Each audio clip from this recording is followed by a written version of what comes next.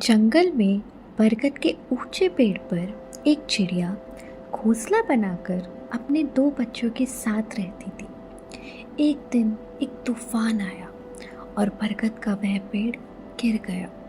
पेड़ से दबकर चिड़िया मर गई, लेकिन सौभाग्य से उसके दोनों बच्चे बच गए। तेज हवा चिड़िया के एक बच्चे को उड़ाकर एक गुफा के पास ले गई, जहाँ डाकू रहा करते थे। चिड़िया का दूसरा बच्चा ऋषि मुनियों के आश्रम के पास जाकर गिरा।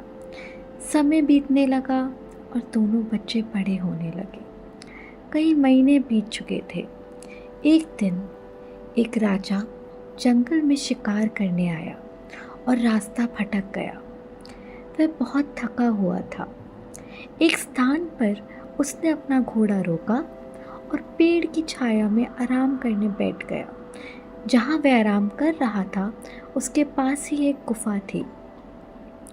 राजा ने आँख बंद ही की थी कि जिस पेड़ के नीचे वह आराम कर रहा था, उस पर बैठी चिड़िया बोल पड़ी, जल्दी आओ, जल्दी आओ, इस आदमी के पास ढेर सारे आभूषण हैं।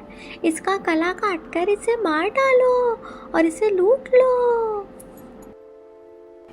ये सुनकर राजा हैरान रह गया। तभी उसे गुफा के अंदर कुछ आहट महसूस हुई।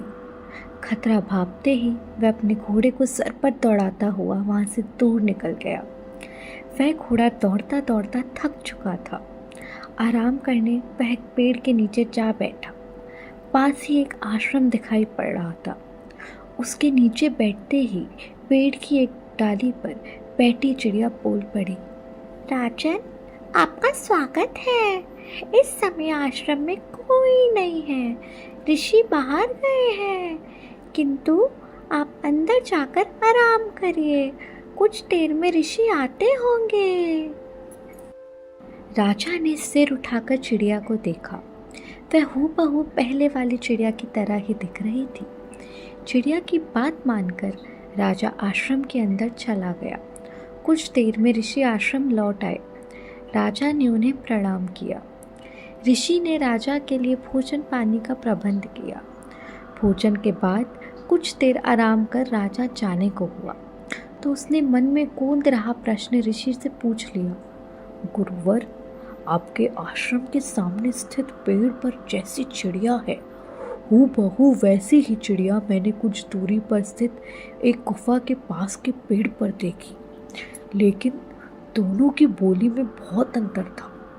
मैं हैरान हूँ, एक जैसी चिड़िया होने के बाद भी दोनों में इतना अंतर।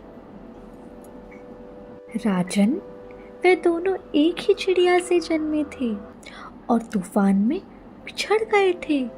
एक डाकुओं की गुफा के पास उनकी संगत में बड़ी हुई और उनकी बोली सीख ली। एक हम ऋषियों की संगत में बड़ी हुई और हमारी बोली सीखी। सब संगत खेल है। हमारे संगीत का हमारे आचरण, व्यवहार और जीवन पर अत्यधिक प्रभाव पड़ता है। इसलिए सोच समझकर संगत का चुनाव करना चाहिए, क्योंकि जैसी संगत वैसी रंगत। Please like, subscribe and share. Follow us for more. एक समय की बात है। एक छोटे से गांव में एक दयालु माँ मीरा और उसका छोटा बेटा रवि रहता था। मीरा रवि से बहुत प्यार करती थी और हमेशा उसे दयालु और मददगार बनने के लिए प्रोत्साहित करती थी।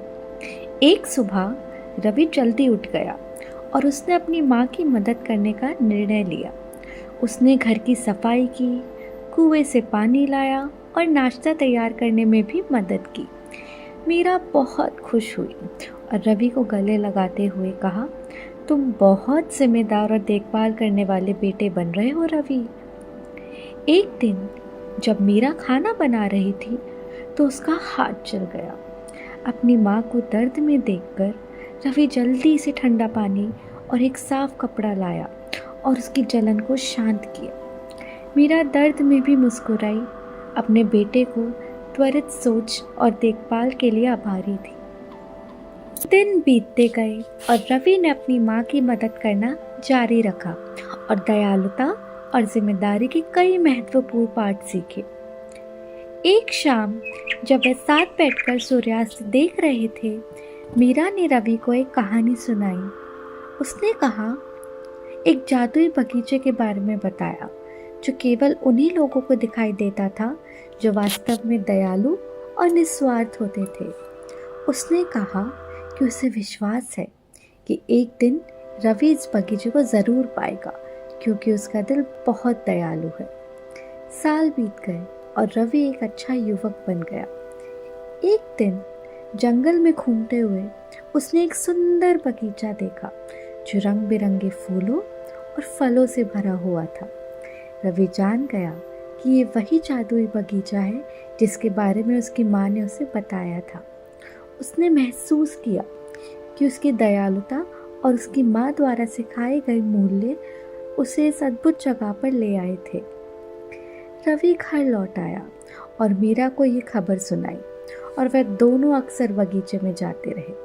उसकी सुंदरता और समृद्धि का आनंद लेते रहे।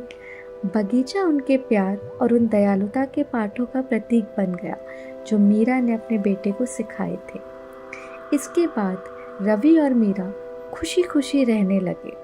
जहाँ भी वे जाते, दयालुता और खुशी फैलाते रहे, ये जानते हुए कि एक प्यारा दिल हमेशा खूबसूरत जगहों की ओर ले जाता है।